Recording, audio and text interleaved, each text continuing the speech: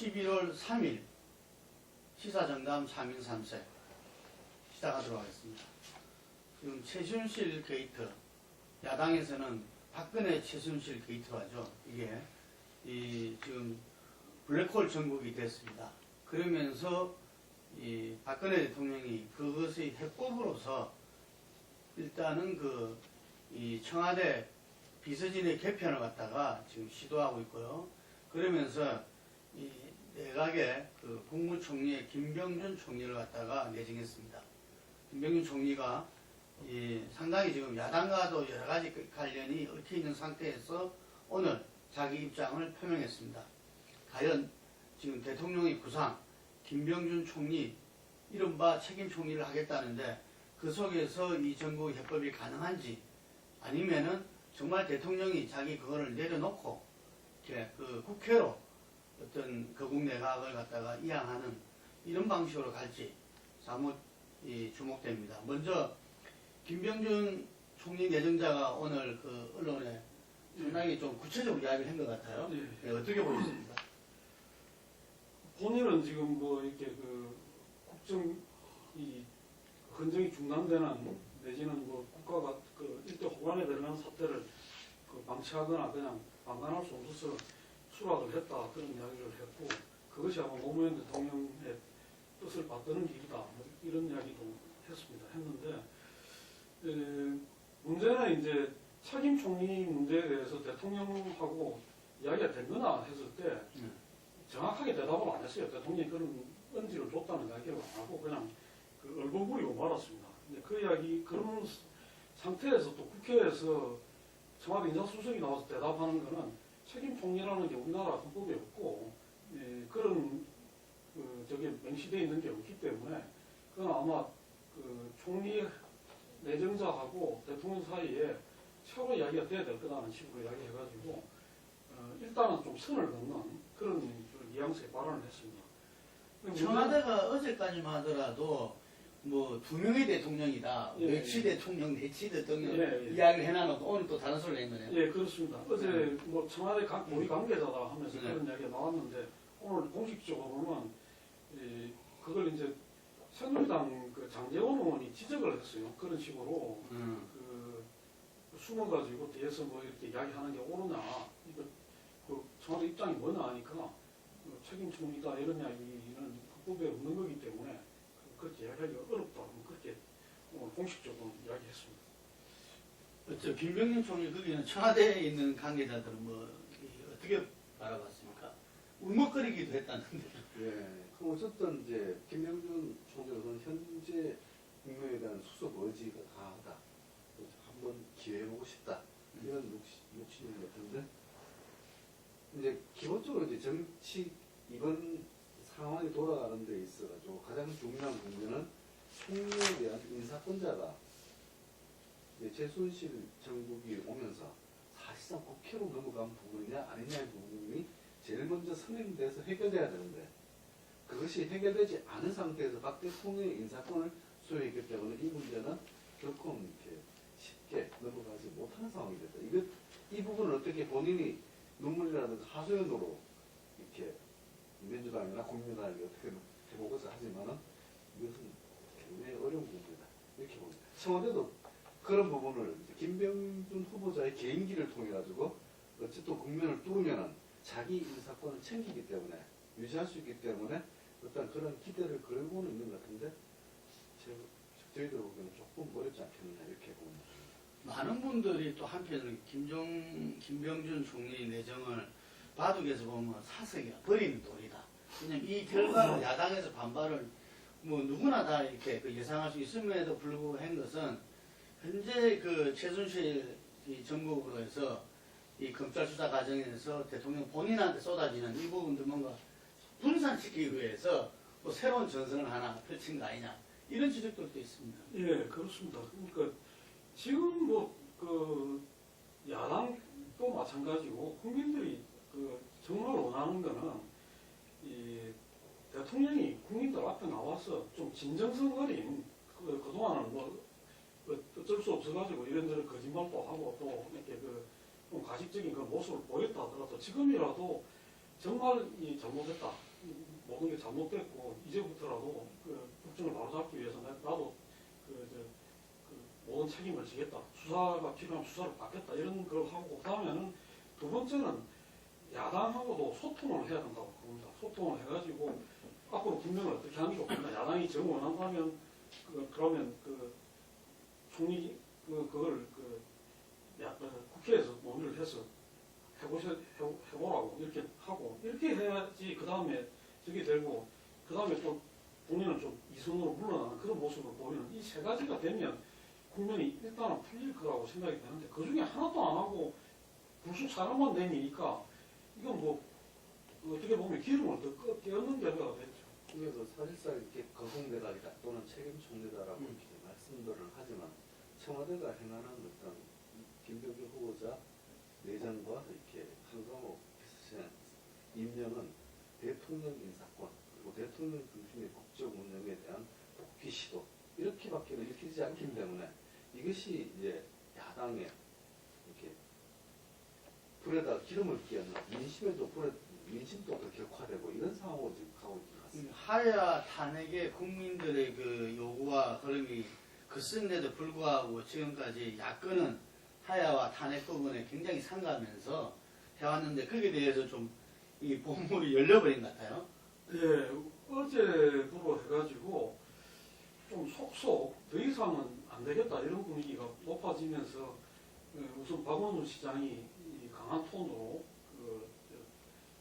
퇴진에 나서겠다. 그래서 전역에 촛불 시위에 직접 나서갖고 촛불 들고 했고요. 그 다음에 마찬가지로 안철수 전 대표가 퇴진을 요구를 했고 오늘 국회에서 송영길 전 인천시장이 또 강하게 또 발언을 했습니다.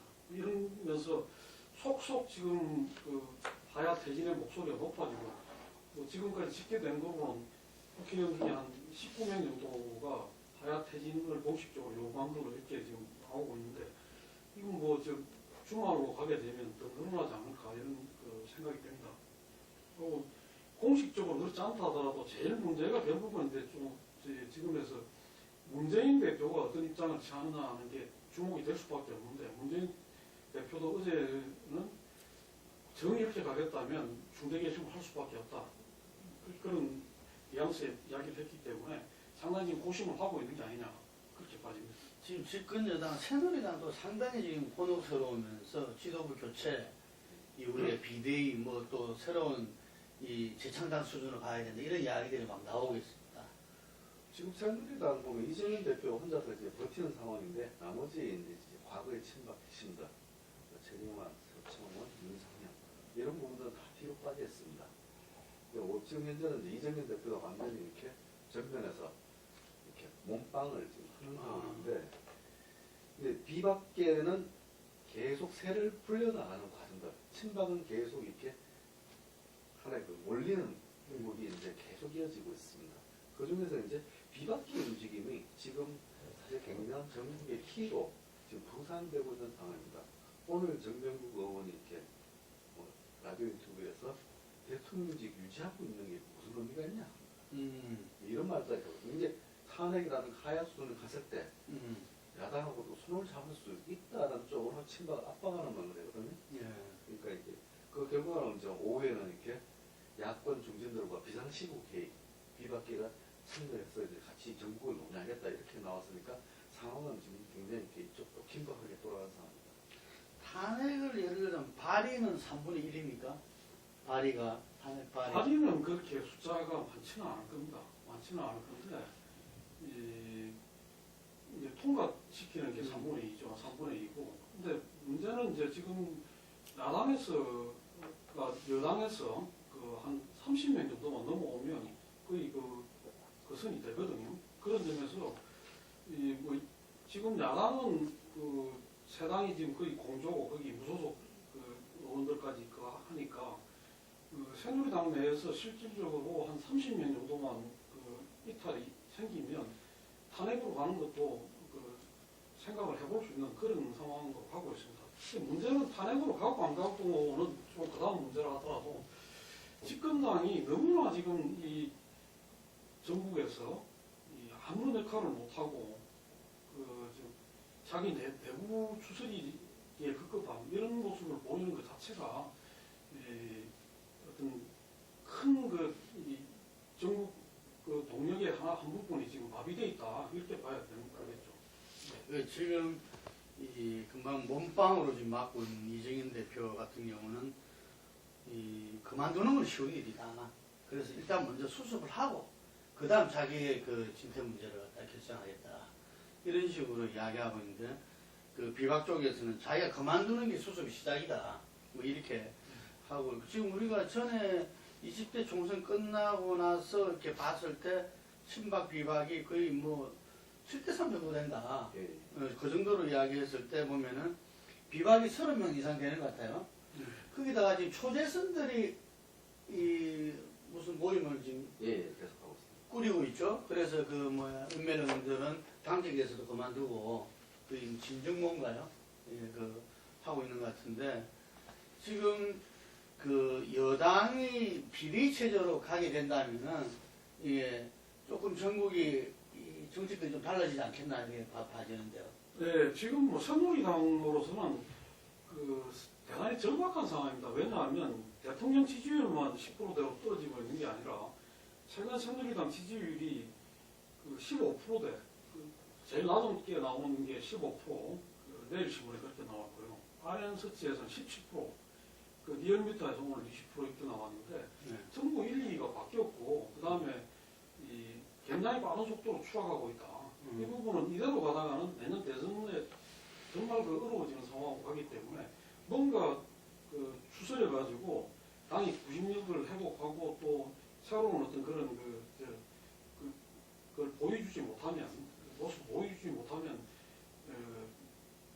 더 어려워지는 상황으로 갈 수밖에 없는 그런 상황이다. 그런 점에서는 새누리당이 아까 말씀하신 대로 좀 친박이 뒤로 물러가면서 새롭게 정비되는 모습을 갖춘다면 그 쪽하고 야당하고 해가지고 지금 전국을 수습할 수 있는 공격적인 어떤 그걸 할 수 있는 협상이나 논의를 할 수 있는 그런 게 열리지 않겠나 그렇게 봐요. 지금 그 검찰에서 어쨌든 간에 좀 대대적인 수사를 갖다 하고 있는데 그 수사의 또 한계는 명확하게 보이기도 합니다. 그 최순실을 구속영장을 쳤는데 이게 직권남용으로 네. 다 뇌물죄로 해야 10년 이상인데 직권남용은 5년 이하로 이렇게 돼 있고 뭐 이런 가운데에서 보이지만 어쨌든 간 여러 가지 정황들이 이제 새롭게 그 나오고 있는데 특이한 게 어쨌든 그 전에 국회 그 청문회나 뭐 이런 데서 이야기했던 걸 갖다 다 뒤집고 있으면서 정경련 이성철 그 부회장입니까? 부회장. 이 상근 부회장도 청와대 지시로 했다. 그리고 그 안 전 수석도 대통령 지시 따라서 했다. 들어가기 전에 그런 말을 했다는데 그래서 이 탄핵 소추는 형사상 소추는 안 받다더라도 수사는 받아야 되는 거 아니냐가 좀 많은 기류로 형성됐다 그럽니다. 대통령께서. 지금 이제 70%가 넘는 여론들이 이제 리얼미터 이제 오늘 발표한 부분 대통령도 수사 대상이다.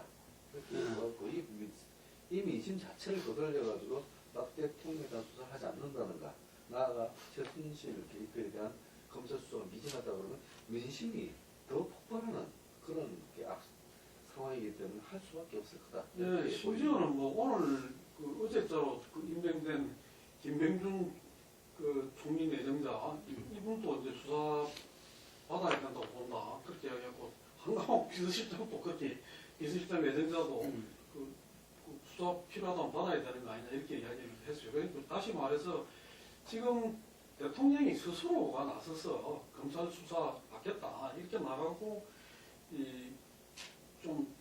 그런 모습을 보인다면 좀 지금 그 활발 타오르는 그거에 좀 일단은 좀 진정을 시킬 수 있는 그게 될 건데 그러지 않으니까 참 답답한. 근데 현재 검찰로서 만약에 대통령을 갖다가 뭐 수사를 한다, 조사를 한다 하더라도 그 형식이 굉장히 제한적이지 않겠습니까? 그렇습니까? 예, 아니, 그건 뭐- 서면이 됐든 아니면 무슨 청와대 방문 수사가 됐든 어쨌든 간에 수사를 받는다는 자체가 이제 의미가 있는 거니까 우리 국민들이 막 대통령이 그 검찰청에 출두하는 모습을 보는 걸 원하겠습니까? 그건 아니라고 좀 따지고. 근데 이제 어쨌든 간에 이 검찰, 현재 검찰로서 명명백백하게 밝히지기는 어려울 것이라는 생각을 또 국민들은 갖지 않습니까? 이게. 그러니까 결국 특검이나 국정조사가 같이 이루어지는. 그래서 그게- 특검은 좀 시간이 걸리겠지만은, 그 새누리당이 반대를 하지 말고 국정조사부터 빨리 착수를 해가지고 뭔가 진행이 되고 그 속에서 이렇게 해나가는 걸 그 청와대나 친박이나 이쪽이 뭐 아주 적극적인 협조까지는 아니더라도 쫓아가면 조금은 이렇게 상황이 좀 할 수 있지 않겠나 그렇게 봐지는데 계속 저렇게 모든 걸 그냥 지고 그냥 가겠다고 하면 상황은 더 어려워질 거다. 그렇게 봐집니다. 예. 지금 촛불이 지난 토요일 날이 한 2만여 명 예. 집회 측에서 봤을 때는 그래서 이번 주 또 토요일 날에 촛불이 어느 정도냐 네, 이게 따라서 상당히 또 네, 이렇게 이번 주 11월 5일 촛불이 지금 백만기 농민 장례식하고 겹칩니다. 그래서 아마 이 분노가 상당히 더 증폭될 거고 이게 이제 11월 12일로 예정되어 있는 민중 총걸기 대회로 이어지기 때문에 지금 그 가독이라고 봐지는데 상당히 주목이 됩니다. 거기에서 뭐 이전에 이한열 여사라든지 대구 시청 앞에 100만 정도가 된다면은 거기에서 화해가 나오면 참 버티기가 상당히 어려워질 거다. 지금은 날씨가 추워가지고 아직 어려울 거고 예. 그래도 아마 이 10월 29일 분위기는 굉장히 뜨거웠거든요. 그래서 이제 이런 분위기가 11월 5일은 좀 날씨가 풀리다고 하니까 얼마나 더 이어지고 더구나 이게 양상이 중요한 게 87년 6월 같이 전국에서 동시다발로 계속 진행이 되고 있다는 것도 좀 주목을 해야 될 것 같습니다. 대통령이 극적 반전을 꾀하는 게 아니고 순리대로 가자면은 어쨌든 본인이 예를 들면은 이 수사에 적극적으로 이렇게 협조를 하고 본인부터 하면서 이 국회 쪽에 어쨌든 거국 중립 내각을 갖다가 이렇게 이양하고 거기에 따라서 어떤 그 총리가 거국 중립 내각을 함께 국회에서 이렇게 구성을 하고 이 국정을 갖다가 사실상 이선 후퇴인 거죠. 예. 해나간 게 여러 사람들이 지금 이야기하고 있는 거고 그 가운데에서 지금 대선에 대해서 여러 군데서 지금 조기 대선 이야기가 나오고 있습니다. 이게 1년 6개월도 너무 길고 그리고 내년 또 12월 달까지도 너무 길다. 그래서 조기 대선이 불가피한 거 아니냐 이런 이야기들이 나오고 있습니다. 어떤 형태든 간에. 예. 그러니까 조기 대선 이야기가 이제 일부에서 나오다가 지금은 보수 진영 내부에서 오늘 같은 경우에 조선일보 논설에서 논설이 아니고 양상훈 칼럼 조선일보 논설 실장이죠. 그분이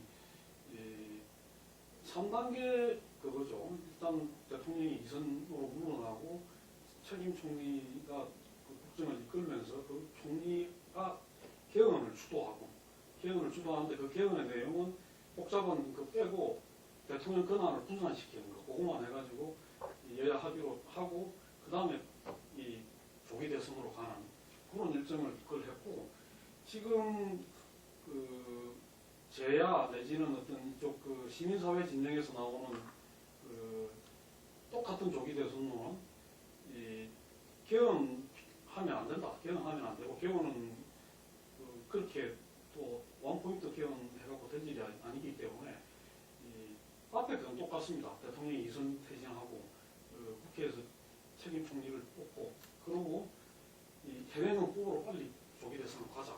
그게 지금 그거고 그러나 지금 뭐 여전히 청와대에서는 현 정치 일정 그대로 고수하겠다 이런 입장이기 때문에 이 조기 대선은 지금 내년 4월 예정되는 국회의원 재보선 일자하고 같이 가자는 의견들이 많은 겁니다. 그건 아닙니다. 그건 아니고 내년 4월경에 이제 개헌을 하자는 쪽은 그때쯤까지 합의를 해가지고 개헌안을 내놓고 그걸 국민투표에 붙여가지고 되면 그 뒤에 이제 그 한 6월달쯤에 선거를 할 수 있지 않나 그런 거고 이 87년 경우에 그 개헌안이 합의된 게 9월쯤이었죠. 9월쯤에 네. 합의를 하고 12월달에 대선을 했는데 한 석 달 정도 여유가 있으면 대선하는데 무리가 없다 그런 이야기고 그런 그거로 보면 그 이번에도 현행은 뽑으러 가자는 조금 뭐더 말할 것 없이 그 최대한 빨리 그 정치적인 합의를 봐가지고 내년 한 6월쯤에 대선을 치르는 그런 식으로 생각하는 양쪽 다 시기는 아마 그런 정도 같습니다. 중간에 그 개헌에 대한 그게 들어가는지 안 들어가는 차이만 있을 겁니다. 어쨌든 이런 상황 자체는 그 야권이라든가 또는 조선일보가 됐던 것입니다. 그래서 여러 가지 어떤 로드맵을 짜는 것 자체는 박 대통령이 최소한 이선 국회, 그야말로 이제 식물 대통령으로 가만히 있는 그 상태를 전제를 하는 거거든요. 그런데 현재 청와대는 이제 그게 아닌 상황이기 때문에 이게 전국이 계속 이렇게 요동치고 있는 상태입니다. 거기에다가 이제 민심은 하야 쪽으로 계속 이렇게 쏠리고 있고, 뭐 이런 요란한 세 국면이 있기 때문에 앞으로 어떻게 갈지는 이렇게 좀 굉장히 변수가 많은 상황입니다. 그러니까 뭐 이 조기 대선을 이야기하는 쪽에서는 그 보수든 진보든 공이 대통령이 힘을 잃은 상태에서 뭐 경제, 사회 여러 가지 문제, 정치적인 남북상 이런 여러 가지 문제가 있지만 특히나 외교 안보 문제에 대한 우려 그 때문에 그 공백을 너무 길게 가지고 갈 수 없다 이런 그런 그 많이 가지고 있는 것 같습니다. 요거 하나만 좀 짚죠. 그 대선 주자들한테 그 지지도에 있어가지고 최순실 정국이 미치는 영향에서 반기문 지지율이 추락하고 있다면서요. 반기문 지지율이 지금 내일 신문에서는 14.8%까지 떨어졌고 그 다음에 RN서치에서는 15.6%. 뭐 전부 다 지금 그 1, 2가 바뀌었죠. 후보가 그랬고 또 하나 이제 대선 주자가 그래서 특이한 거는 가장 먼저 이제 저걸 외쳤던 이제 하야를 외쳤던 그 성남시장 이재명 성남시장이 지금 9%대 10%대 치고 올라가면서 야권 내에 일약 지금 그 이익권을 형성하는 이런 그 아주 큰 폭의 어떤 그걸 보이고 있습니다. 그러니까 반기문 지지가 이전에 그 분석에 의하면 어쨌든 박근혜 지지가 그 중심에 있었다. 뭐 이런데 그 부분이 떨어지면서 아마 지금 추락하고 있는 것 같습니다. 어쨌든 간에 지금 보수 세력은 그 박근혜 대통령의 어떤 이선 후퇴와 새로운 어떤 보수 신당, 다시 새로운 정치 세력화를 통해서 내년 대선을 이렇게 바라봐야 되고, 야당은 지금 현재 이야기 나오고 있는 어떤 이 거국 중립 내강이라든지 개헌이라든지 조기 대선 이런 부분들이 과연 내년 대선에 있어서 야당의 정권 교체와 어떻게 맞물릴 것이냐. 이게 잘못하면 또다시 또 역풍을 맞아가지고 상당히 또 곤란하지 않느냐. 이런 면에서 굉장히 신중에 신중을 기하는 모습인 것 같습니다. 어쨌든 간에 여전히 국정 운영의 키는 박근혜 대통령인 것 같습니다. 박근혜 대통령이 정말 이 국민과 맨몸으로 부딪히는 상황이 되지 않게끔 역사와 국민에서 순리를 갖다가 그 빨리 받아 들으시는 게 좋지 않겠냐. 지금 김병준 총리 내정자도 자기가 진심을 당해서 이 국회 야당의 이야기를 했는데 그 부분이 끝까지 받아들이지 않는다면은 자기가 자리에 연연하지 않겠다. 이런 이야기를 했어요. 예, 그와 같이 그것도 다 민심에 따라서 이루어져 있기 때문에 이 대통령의 이렇게 현명한 결단 다시 한번 촉구드립니다. 오늘 여기까지 하겠습니다.